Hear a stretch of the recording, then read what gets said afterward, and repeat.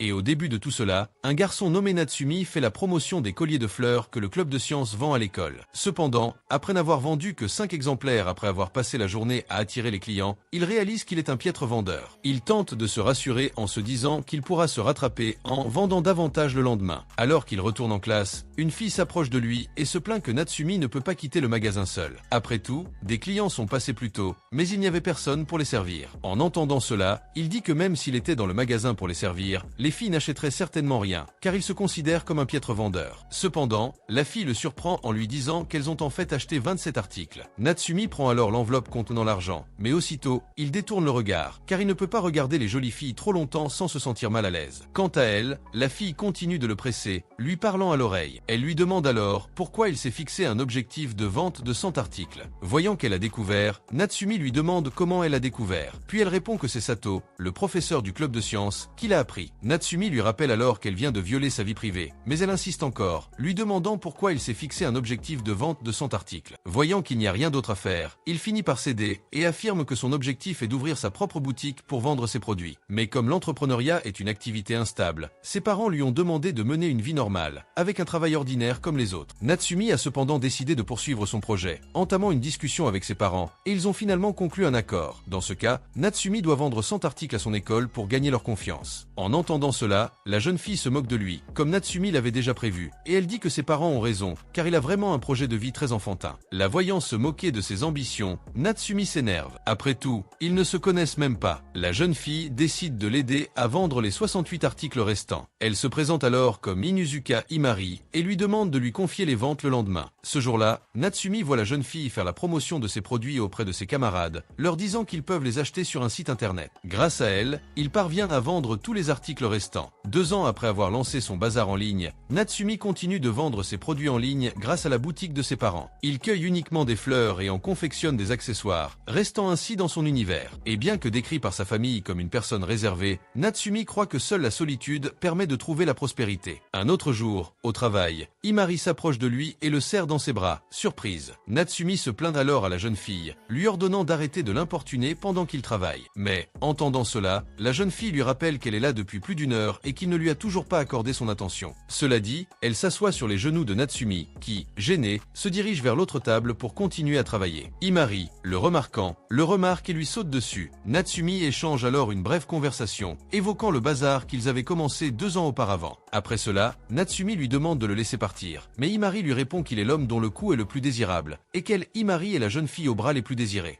Et pendant ces bousculades, Natsumi il se souvient d'une conversation qu'il a eue avec elle peu après que la jeune fille l'a aidé à vendre ses bijoux. Ce jour-là, Imari lui a proposé d'ouvrir une boutique d'accessoires floraux. Après tout, voir ses yeux pétiller en travaillant avec les fleurs lui a donné la motivation nécessaire pour vouloir travailler avec lui. Cela dit, Imari lui demande de ne lui montrer que ce regard passionné, et en échange, elle promet de l'aider et de vendre tous ses accessoires. Revenons au présent. Natsumi interroge Imari sur l'agence qu'il a recrutée pour devenir mannequin, et elle lui répond qu'elle a refusé l'offre. Après tout, elle se concentre uniquement sur la vente de ses accessoires, car s'il ouvre sa propre entreprise avant ses 30 ans, Imari est prête à l'épouser. En entendant cela, Natsumi lui dit d'arrêter cette blague bidon, car depuis qu'elle a commencé, Imari, son frère, se moque de lui en l'appelant beau-frère. À ces mots, Imari explique que son frère l'apprécie vraiment beaucoup, et que c'est pour ça qu'il continue à faire ce genre de blague, une pratique qui ne cessera que si Natsumi se marie avec quelqu'un d'autre. Mais en entendant cela, il lui rappelle qu'elle doit d'abord sortir avec quelqu'un avant de se marier. À ces mots, Imari évoque son béguin d'enfance et en déduit qu'il ne cherche pas de petite amie, car il pense encore beaucoup à cette fille. Et que ce soit le cas ou non, Imari dit qu'il devrait commencer à chercher une petite amie. Elle dit avoir eu quelques petits amis dans sa vie, mais qu'elle parlait toujours de Natsumi en leur présence. Après tout, elle ne les voyait que comme un passe-temps. En entendant cela, Natsumi la critique pour avoir ce genre de pensée envers les autres. Cependant, Imari dit qu'elle n'a jamais eu la même idée de ce que c'est que d'avoir une relation amoureuse, ce qui la rend encore plus froide. En entendant cela, Natsumi lui demande si elle compte vraiment attendre qu'il ouvre une boutique pour se marier. Imari répond qu'elle a bien l'intention de le faire, mais qu'elle craint un mariage arrangé, puisqu'il n'a pas l'intention de l'épouser. La voyant essayer de le blâmer, Natsumi lui dit d'arrêter, mais elle intensifie le suspense en affirmant qu'elle sera forcée d'épouser un vieil homme brisé à cause de lui. Quant à lui, Natsumi se demande si les mariages arrangés existent encore comme autrefois. Imari répond par l'affirmative qu'ils ont généralement lieu après le lycée, et que dans son cas, c'est beaucoup plus probable, puisqu'Imari est issue d'une famille illustre. En entendant cela, Natsumi compatit et lui dit qu'elle pourrait l'aider si jamais une telle chose se produisait. Imari se met alors à lui rire au nez et lui dit que les mariages arrangés n'existent plus. Et voilà qu'en rentrant chez elle, Natsumi se souvient d'un voyage qu'elle avait fait avec Imari il y a quelques années et qu'au cours de leur conversation, ils avaient parlé de relations amoureuses, jusqu'à ce qu'elle lui suggère soudain de vivre ensemble à 30 ans s'ils ne sortent avec personne. En entendant cela, Natsumi s'abstient de répondre à cette proposition qu'elle trouve ridicule. Cependant, il s'intéresse à savoir pourquoi elle fixe la limite d'âge exacte à 30 ans. Imari explique alors que 30 ans est un bon seuil, mais Natsumi persiste à dire qu'il n'a pas l'intention de rester avec elle, préférant les filles plus gracieuses. En entendant cela, Imari le prend dans ses bras en riant et en lui disant que c'est la première fois qu'elle est rejetée de sa vie. Le lendemain, à l'école, Imari se surprend à penser à Natsumi et croit qu'elle l'apprécie vraiment, car si elle voulait juste l'embrasser, elle ne se soucierait pas autant de le soutenir dans ses projets personnels. Mais même si elle ne peut pas avoir la relation qu'elle espère avec lui, Imari dit qu'elle souhaite au moins que sa future petite amie accepte leur amitié.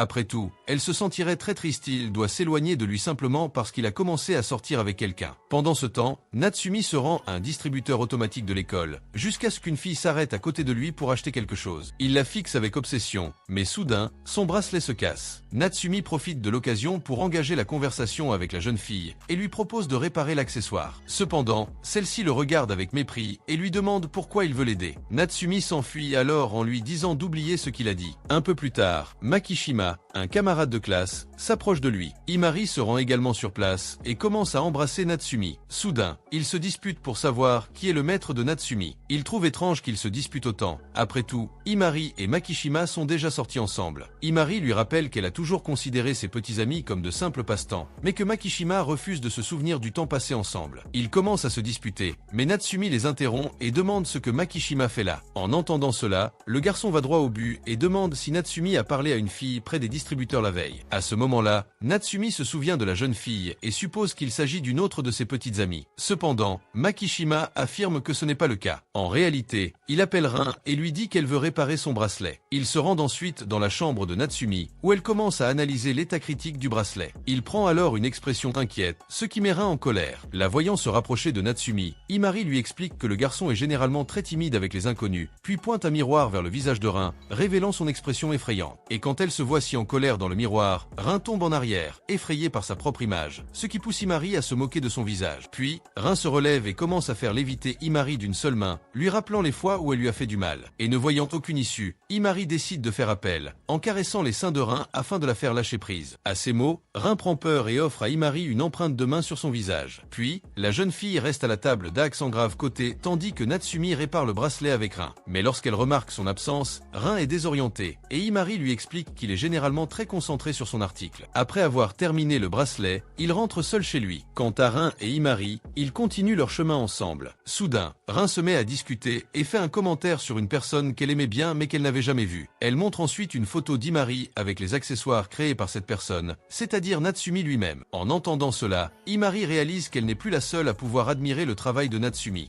Qui aurait pensé que tu resterais si on le cuisinait pendant des années? Ça tournerait mal. Et à son retour à la maison, Natsumi revient, il se retrouve coincé dans son monde, concentré uniquement sur son travail, jusqu'à ce qu'il réalise soudain qu'il n'a parlé à aucune autre fille qu'Imari depuis longtemps. Alors qu'il est concentré sur son travail, Natsumi est interrompu par Sakura, sa sœur, qui, découvrant qu'il répare un bracelet à la demande d'une nouvelle fille, lui conseille de profiter de l'occasion pour changer ses accessoires. Après tout, il les assemble toujours selon les préférences d'Imari, ce qui donne à ses bijoux l'allure d'un jardin gelé, figé dans le temps. À ces mots, Natsumi baisse la tête, exprimant sa tristesse en réalisant que sa sœur avait raison. Quant à Sakura, elle poursuit ses analogies et lui dit qu'il devrait faire son travail avec plus de passion, comme si le travail était une histoire d'amour éternel, plus dynamique. Et même si elle comprend ce que dit Sakura, Natsumi lui rappelle que les ventes de ses produits sont toujours élevées, ce qui lui donne l'impression de bien se porter. Cependant, Sakura lui demande s'il peut fidéliser sa clientèle et la faire revenir. À ces mots, Natsumi paraît désespéré, car elle voit que tout ce que dit Sakura est parfaitement logique. À l'école, Natsumi avoue que sa sœur, malgré son insupportabilité parfois, a raison. Après tout, peu de clients reviennent dans sa boutique pour acheter de nouveaux accessoires. Pendant ce temps, Makishima s'en prend à Enoki, lui proposant de l'aider à conquérir Natsumi si elle le souhaite. Mais, le voyant si désespéré, Enoki le repousse. Soudain, Imari débarque et demande à parler seul à seul avec son ami. Makishima commence alors à lui causer des ennuis, lui disant qu'il parlait d'abord à Enoki. Soudain, deux filles du club de tennis appellent le garçon pour assister au match auquel elles participeront. Il part donc avec les filles, laissant Imari et Enoki plus à l'aise pour discuter. discuter. À un autre moment, Himari trouve Natsumi en train d'arroser les plantes de l'école et lui confie avoir remarqué son air pensif pendant le cours. Natsumi lui annonce qu'il compte modifier quelques éléments de sa prochaine création. Cette fois, il utilisera un concept différent pour les bijoux, davantage axé sur la passion romantique et le cœur brisé par le désespoir. Mais en entendant son idée, Himari se met à rire, car elle n'aurait jamais imaginé que quelqu'un comme lui puisse s'intéresser à l'amour sans raison apparente. Cependant, Natsumi lui raconte la conversation qu'elle a eue avec sa sœur, et après avoir tout entendu, Himari est d'accord avec Sakura. Après tout, Natsumi ne crée que des objets qui lui plaisent. Il devrait donc accorder plus d'importance au regard de ses clients. Quant à Natsumi, il la comprend parfaitement et lui demande ce qu'elle pense du thème romantique des bijoux. À cela, Himari répond qu'il est sur la bonne voie, compte tenu du public majoritairement féminin. Mais en entendant cela de la bouche d'Himari, Natsumi lui rappelle que, bien qu'elle soit une femme, elle est de loin la personne qui, à sa connaissance, apprécie le moins le romantisme. Il lui demande alors ce qu'Himari entend par amour. Elle lui répond que vouloir embrasser quelqu'un ou aller jusqu'au bout de ses relations est ce qu'elle entend par amour. Mais après avoir entendu cette définition de l'amour, Natsumi lui répond qu'il s'agit plutôt d'un simple désir charnel. Quant à elle, Himari lui répond qu'il ne comprend pas non plus l'amour, puisqu'il n'aime personne. Après tout, elle croit que le désir d'embrasser et l'amour romantique vont de pair. Mais en entendant cette définition, Natsumi affirme qu'elle confond amour et désir sexuel. Or, Himari croit que le désir sexuel n'est en réalité qu'un récepteur de l'attirance romantique. Cela dit, Himari lui demande ce qui le contrarie autant, et Natsumi se demande, gênée, si elle lui a vraiment posé cette question. Et quant à elle, Himari continue de le bombarder de questions embarrassantes, jusqu'à ce que soudain, elle évoque le nom d'Enoki au milieu de la conversation, de nulle part, et lui demande s'il est intéressé à l'embrasser. Mais dès qu'elle entend cela, Natsumi devient encore plus confuse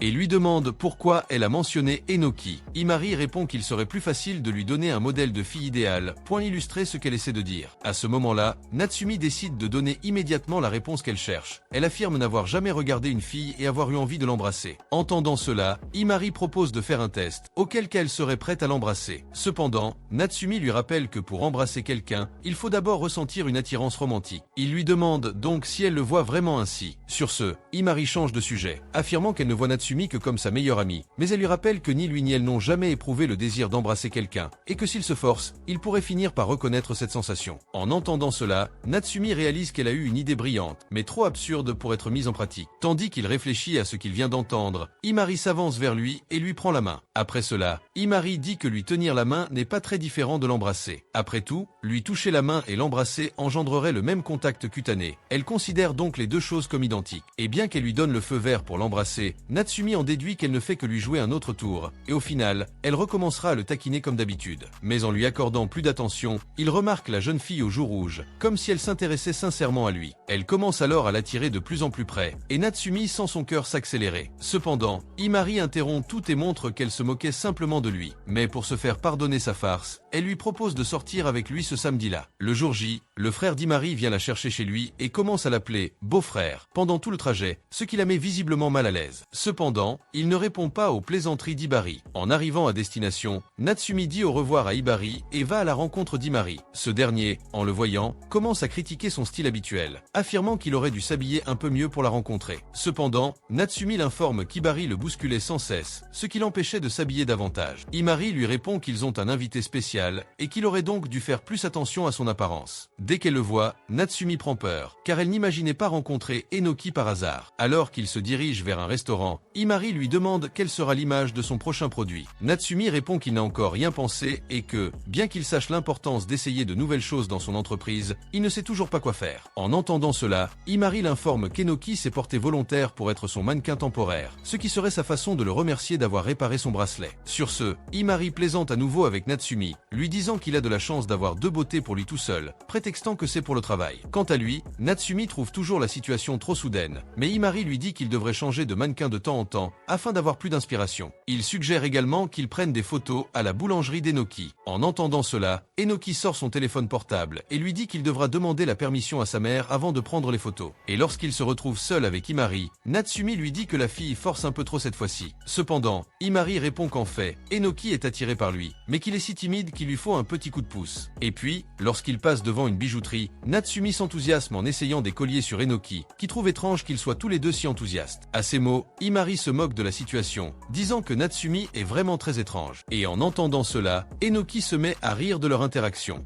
et puis ils vont à un endroit pour le prouver le collier sur elle, jusqu'à ce que soudainement, Imari ait l'idée de laisser Natsumi mettre le collier sur Enoki. Cependant, il lui rappelle que la fille pourrait finir par se sentir mal à l'aise avec cette situation. À ce moment-là, Imari lui demande directement, et Enoki, un peu gêné, répond qu'il n'a aucun problème à le laisser lui mettre le bijou. En entendant cela, Natsumi prend la liberté de lui mettre le collier au cou, mais en s'approchant trop d'Enoki, qui commence à transpirer et à rougir. Peu après, Imari finit de la briser en disant que sa façon de s'habiller est très sexy. Après avoir quitté les lieux, il se dirige vers un fleuriste pour que Natsumi achète les fleurs qui donneront forme à son nouveau bijou. En traversant le magasin, Enoki s'arrête devant une fleur très voyante. Après avoir brièvement parlé à Natsumi, elle est gênée et s'en va. Dans ce livre, Imari va voir Natsumi et lui suggère de prendre une rose pour fabriquer le bijou. Cependant, il lui rappelle qu'il fabriquera un bijou inspiré d'Enoki. Et même si une rose est belle, elle est toujours pleine d'épines, ce qui à son tour reflète le contraire d'Enoki, car même si elle semble parfois épineuse, Enoki est plutôt une personne sincère, plus qu'épineux, en fait. Et puis, au cours de la conversation, Imari demande à Natsumi de lui donner l'argent des boissons et lui suggère d'aller s'excuser auprès d'Enoki pendant qu'elle revient avec leurs boissons. Mais en entendant cela, il lui rappelle que c'est Imari qui a créé toute cette situation,